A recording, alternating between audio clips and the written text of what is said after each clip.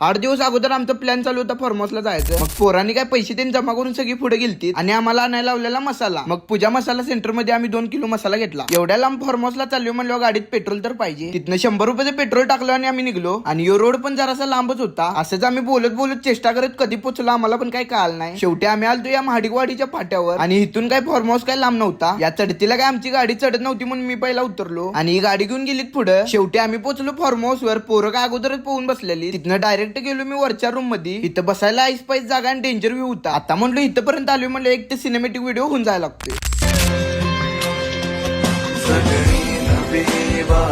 मला कुणी भेटले माझे मला खुलता खळी उमलून हा मन मोगरा गंधाळला.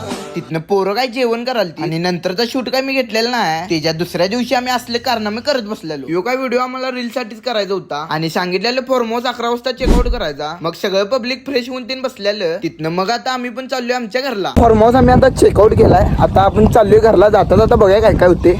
या चढतीच्या रोडला जास्तच खडक आहेत म्हणून आम्ही चालत चालत खाली गेलो. तिथनं डायरेक्ट आता आपण चाललोय आपल्या घरी. तर व्हिडिओ आवडला असेल तर लाईक शेअर आणि कमेंट करा. आणि हा जाता जाता आपल्या भावाला फॉलो करा. चला.